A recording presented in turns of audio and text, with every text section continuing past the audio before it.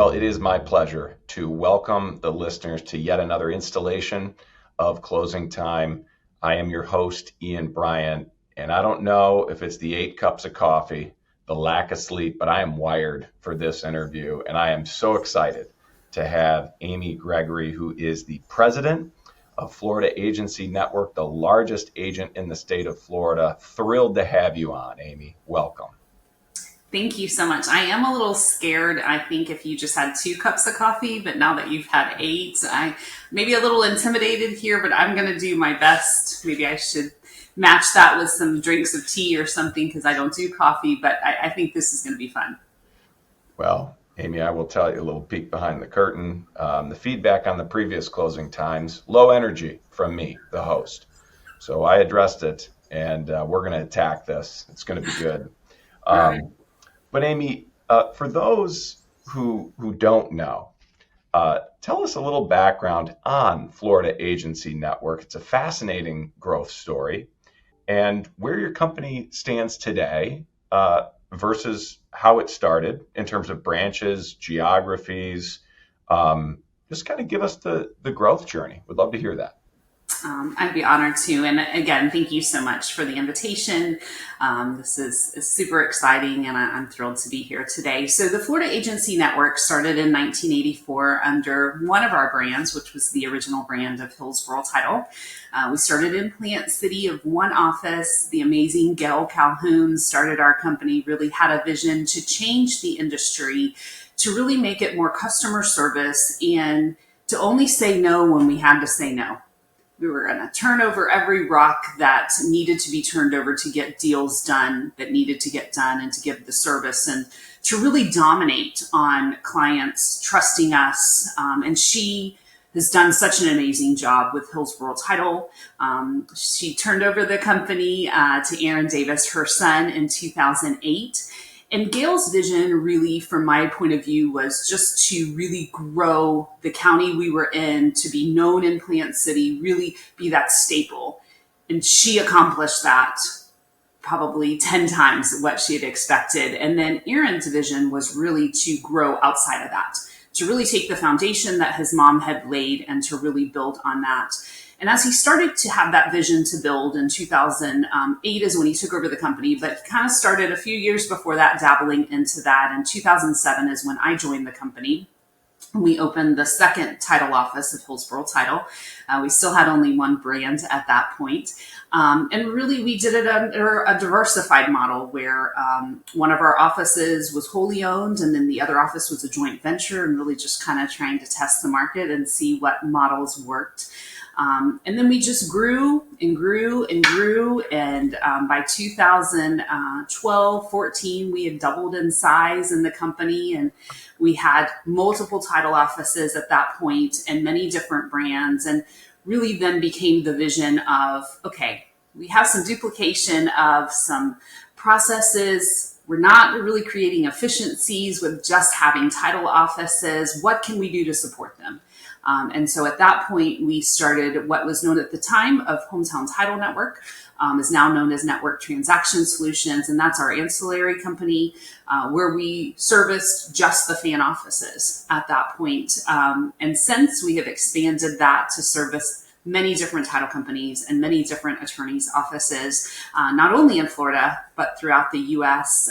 We have over 900 clients that we service through NTS. And then also, kind of parallel, our title offices have grown. We are geographically located really in Central Florida, Tampa Bay area. And then we go north, south, east, and west of that as well. So some areas we saturate, some areas we just have 1 or 2 offices in.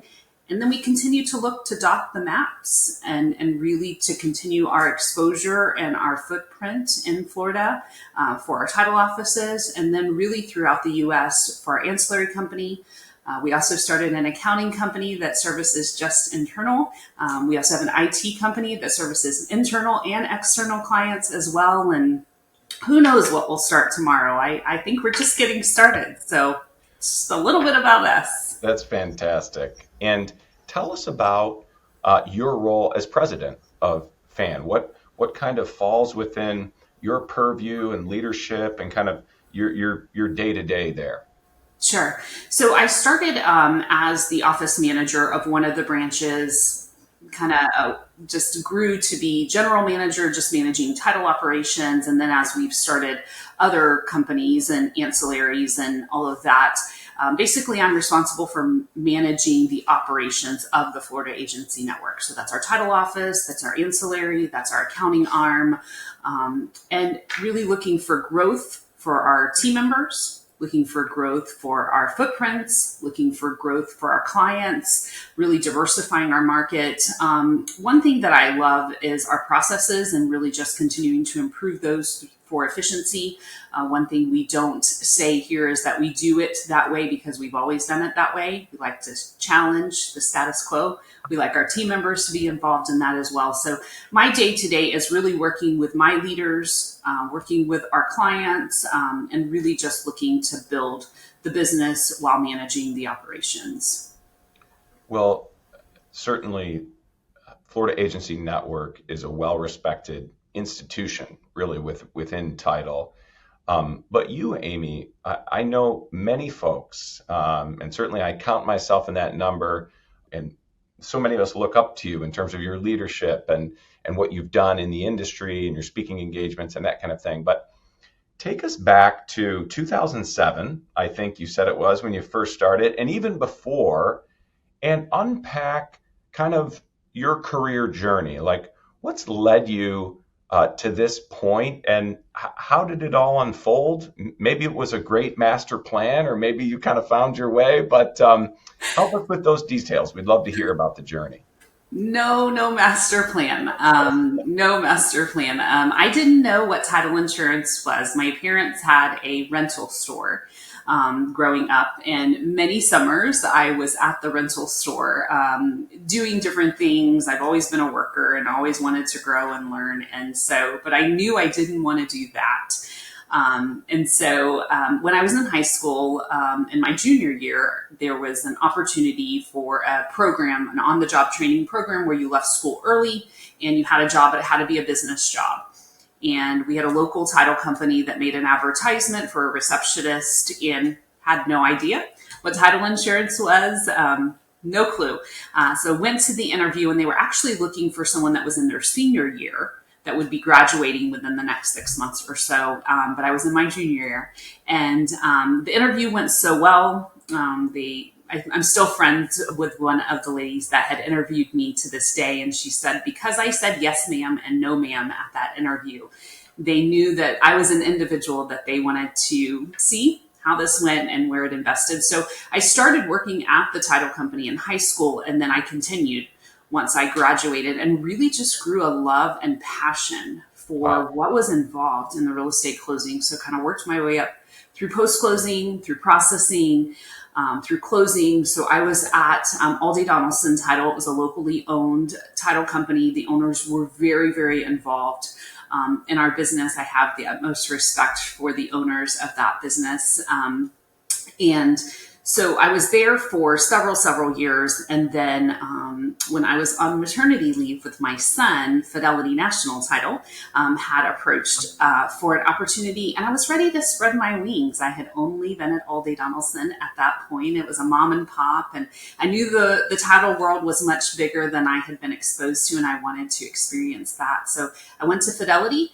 I started to grow in management there. I ended up being the assistant manager of the branch that I was at, grew my client following, was there 7 years. And then this guy from Plant City that I had heard of named Aaron Davis called, and he was referred to me by a few of my clients. And he was looking to expand into Brandon, which is where I was with Fidelity. And he really had a vision.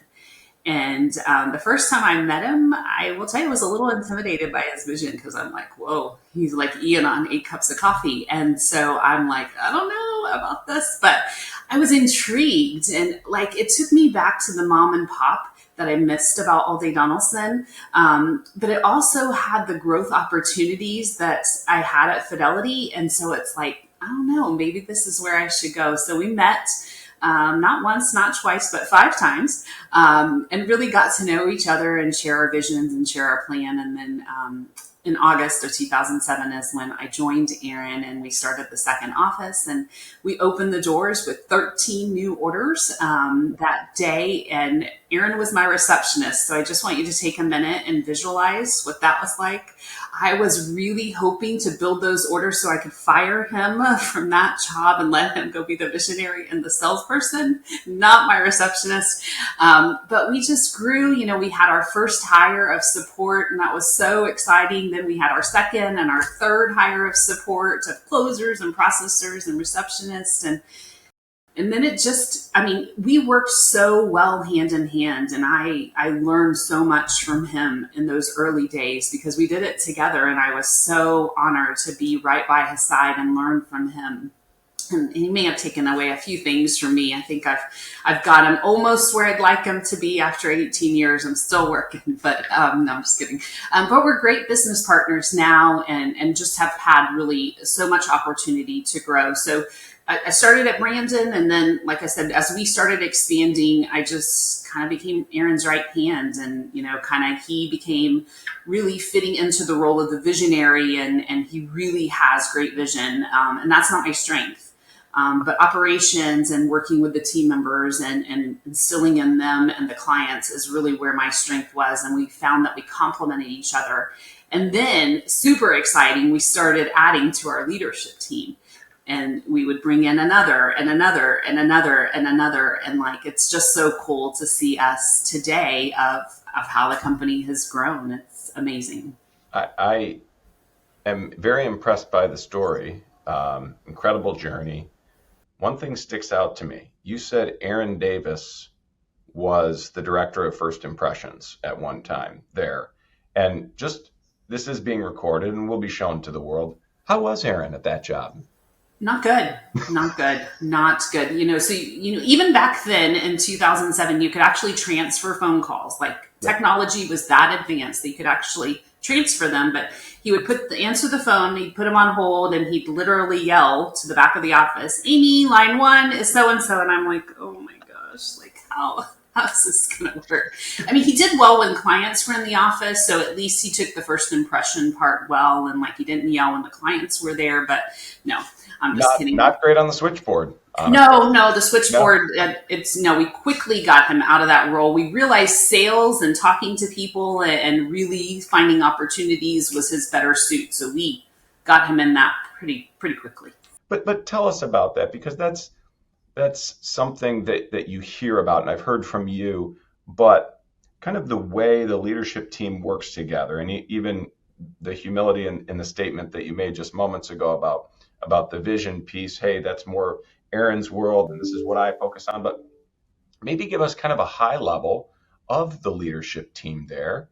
And maybe, if you don't mind, kind of talk through, you've talked about the role that you play, but what each person kind of brings, because it strikes me that there's something unique about how you all work together and have kind of built the culture.